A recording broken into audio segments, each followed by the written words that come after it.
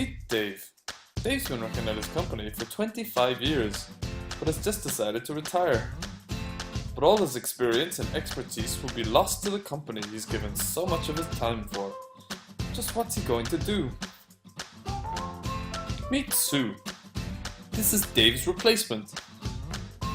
Sue's gonna follow Dave around for a couple of weeks, watch how he works, learn from his example, and try to pick up all his great work practices learned throughout the years of trying, practicing, and succeeding on the job.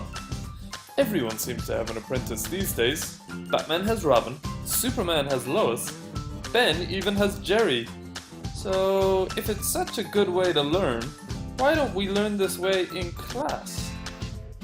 Well, now we can, with the cognitive apprenticeship approach. There are 6 methods to teaching with the cognitive apprenticeship approach. These are modeling, coaching, scaffolding, articulation, reflection, and finally, exploration.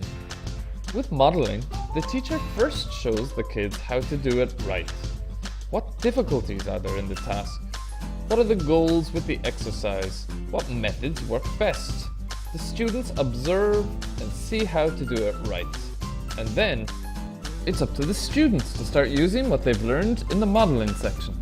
But they don't have to be perfect first time, because the teacher will be coaching them through the whole time, giving feedback, hints and tips and reminders of the model. Coaching is what the cognitive apprenticeship model is all about, and runs right through the entire learning process. While a word of encouragement is great to have, sometimes we need to get some extra support as well. Anytime the teacher helps the student along in solving the problem by providing resources or hints, we call this scaffolding. To scaffold correctly, the teacher must be aware of his or her students' abilities at the task, so that as students become more confident, the scaffolding can be removed.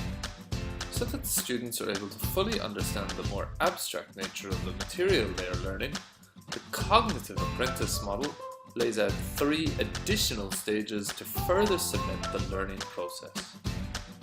In the articulation stage, the learner is asked to discuss what they've learned and about their decision-making process up to that point, in order to make the learner aware of his own cognitive development. Next, in the reflection stage, the students are then required to reflect upon their own work by comparing their own problem-solving processes with those of an expert or another student. And, ultimately, an internal model of expertise.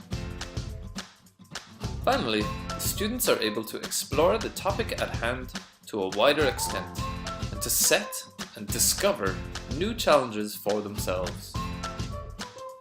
This stage shows students that an important part of learning lies in reaching beyond what is already known, and that, with a superior level of knowledge, comes a greater freedom to discover new things.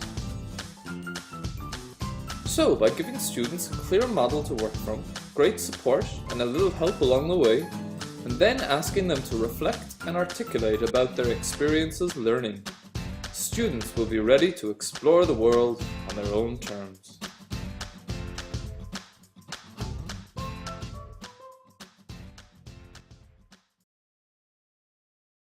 Created using powtoons.